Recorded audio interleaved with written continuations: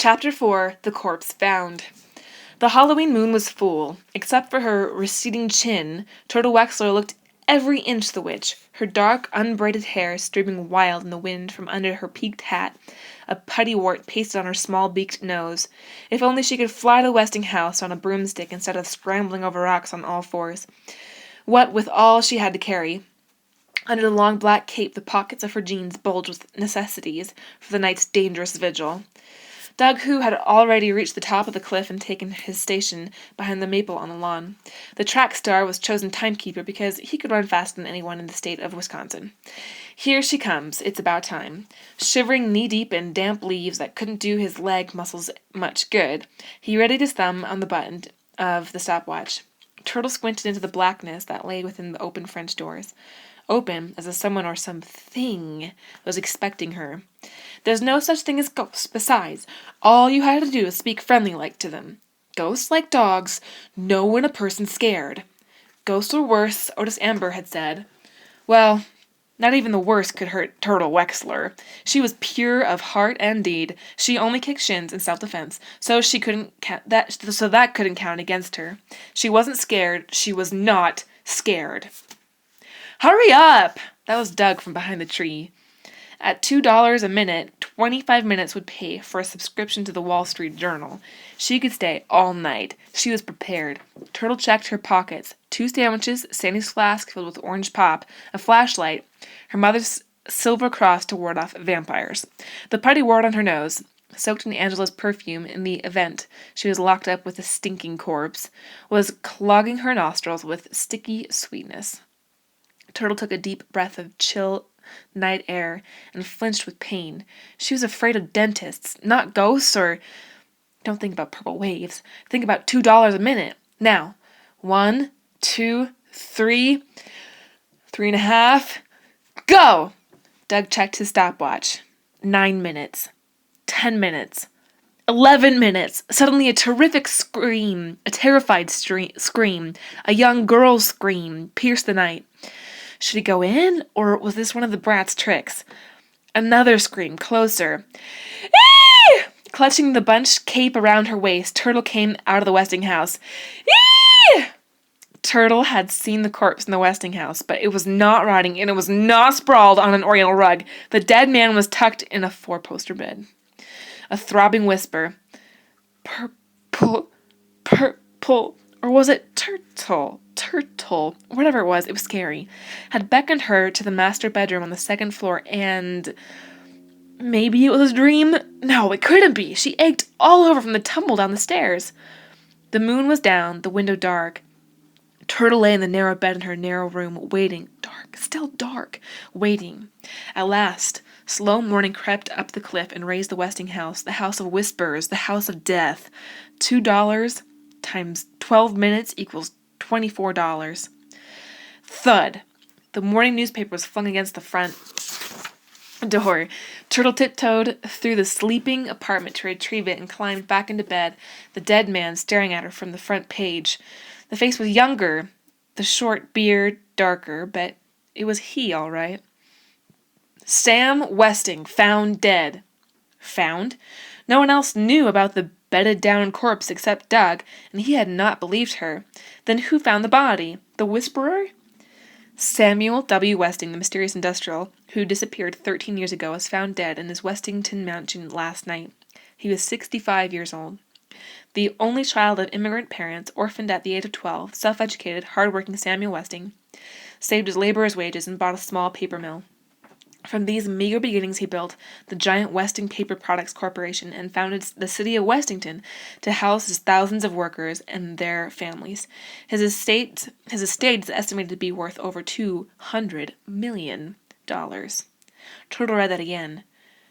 $200 million! Wow! When asked the secret of his success, the industrial always replied, clean living, hard work, and fair play.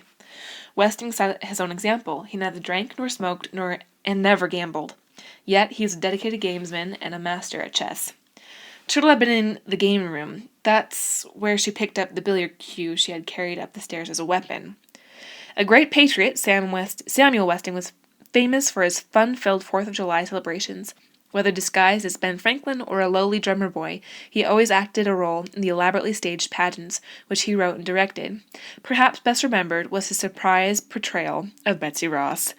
Games and feasting followed the pageant, and at sunset Mr. Westing put on his Uncle Sam costume and set off fireworks from his front lawn.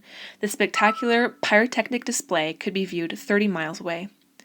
Fireworks? So that's what was in those boxes stamped Danger Explosives stacked in the ground floor storeroom.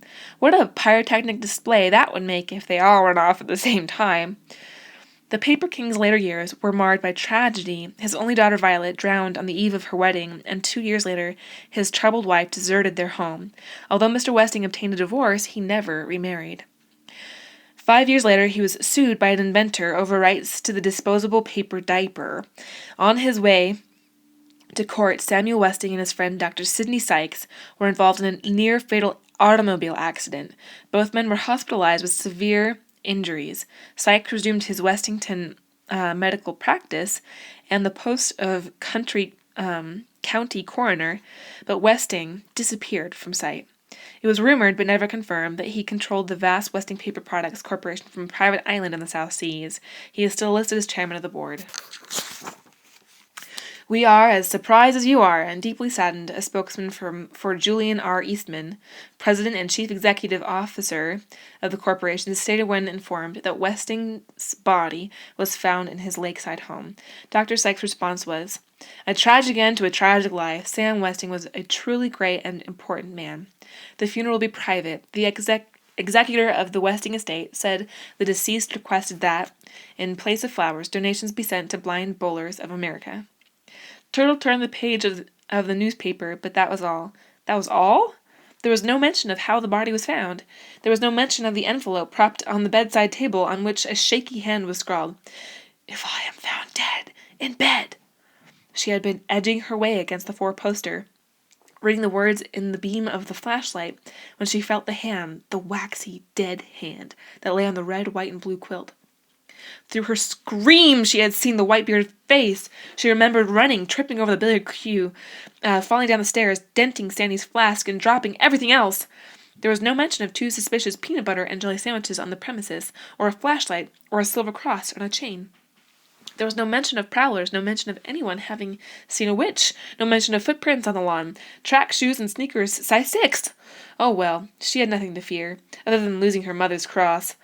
Old Mr. Westing probably died of a heart attack, or pneumonia. It was drafty in there. Turtle hid the folded newspaper in her desk drawer, counted her black and blue marks in the mirror, 7, dressed and set out to find the 4 people who knew she had been in the Westing house last night. Doug Hu, Theo Theodorakis, Otis Amber, and Sandy. They owed her $24. At noon, the 62-year-old delivery boy began his rounds. He had 16 letters to deliver from E. J. Plum, attorney at law. Otis Amber knew what the letter said because one was addressed to him. As a named beneficiary in the estate of Samuel W. Westing, your attendance is required in the South Library of the Westing House tomorrow at 4:00 p.m. for the reading of the will. "Means old man Westing left you some money," he explained. "Just sign the receipt here." What do you mean? What does position mean? It means position, like a job. Those receipts have that to make sure they're in prison. Yes, the right letter. Grace Windsor Wexter wrote housewife, crossed it out, wrote decorator, crossed it out, wrote heiress. Then she wanted to know, who else? How many? How much? "I ain't allowed to say nothing." The other heirs were too stunned by the unexpected legacy to bother him with questions. Madame Hu marked an X, and her husband filled in her name and position. Theo wanted to sign the receipt for his brother, but Chris insisted on doing it himself. Slowly, taking great pains, he wrote, Christos Theodorakis, birdwatcher. By the time the sun had set behind the Sunset Towers parking lot, Otis Amber, deliverer, had completed his rounds.